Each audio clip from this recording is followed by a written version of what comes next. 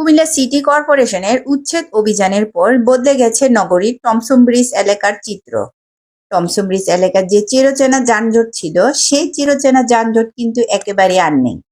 আপনাদেরকে দেখিয়েছিলাম গত 19শে জুলাই রবিবার কঠোর অবস্থানে থেকে ফুটপাত থেকে অবৈধ স্থাপনা এবং বাজার গুড়িয়ে দেওয়া হয়। আপনারা দেখতে পারতেছেন রাস্তার দুই পাশে ফুটপাতে যে দোকান বসেছিল এখন কিন্তু একেবারে নেই।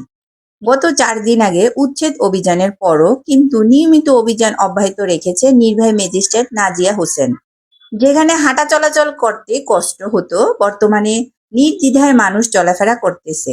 কুমিল্লা সিটি কর্পোরেশনের অভাবনীয় উন্নতি থেরাপি এবং আধুনিক প্রযুক্তির কারণে আজ হাঁটাচলা অক্ষম বা কষ্ট পাওয়া মানুষও নির্দ্বিধায় ও স্বাচ্ছন্দ্যে হাঁটাচলা করতে পারতেছে।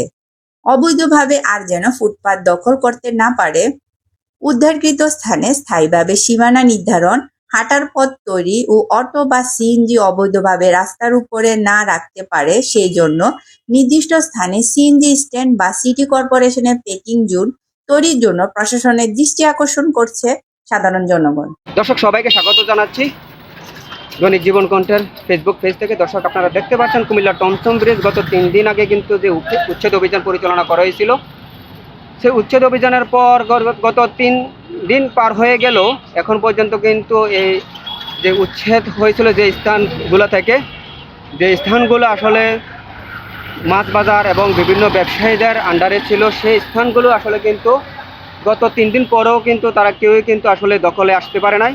দর্শক আপনাদেরকে একটি বিষয় অবগত করতে চাই, আসলে বিগত সময়গুলোর মধ্যে যে উচ্ছেদ অভিযানগুলো পরিচালনা হয়েছিল, সেই সময় কিন্তু আসলে উচ্ছেদ অভিযানের পরই কিন্তু 10 থেকে 15 ঘন্টা বা একদিন পরে কিন্তু এই স্থানগুলো কিন্তু আসলে দখল হয়ে গিয়েছিল। আপনারা দেখতে পাচ্ছেন এখন স্ক্রিনে যে স্থানটি দেখতে পাচ্ছেন, এই স্থানগুলোর মধ্যে ছিল আসলে দোকান ছিল, যে বিভিন্ন সবজির এবং বিভিন্ন মাছ বিক্রেতাদের আন্ডারে ছিল এবং তাদের দোকানপাট ছিল। আপনারা দেখতে পাচ্ছেন এখন সিটি কর্পোরেশনের পরিচ্ছন্নতার কর্মীরা কিন্তু আসলে পরিষ্কার পরিচ্ছন্নতা কাজে ব্যস্ত এবং নগরীকে একটি সুন্দর নগরী হিসেবে গড়ে তোলার জন্য আসলে তারা কিন্তু ব্যস্ত সময় পার করছে, পরিষ্কার পরিচ্ছন্নতা করছে। আপনারা দেখতে পাচ্ছেন এই মুহূর্তে কিন্তু আমরা ক্রস করছি যে আসলে যে স্থানটি ছিল কিন্তু আসলে মাছ বাজার হিসেবে, যারা মাছ বিক্রেতাদের আন্ডারে কিন্তু আসলে এই স্থানগুলো আসলে কিন্তু দখল ছিল।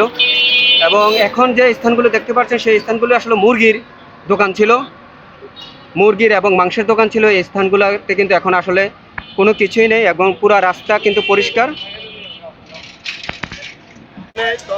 মানুষ বেশি, এখানে হাঁটা চলাফেরা কষ্ট হয়। আমরা এটা পরিষ্কার পরিচ্ছন্ন করতেছি সিটি কর্পোরেশনকে।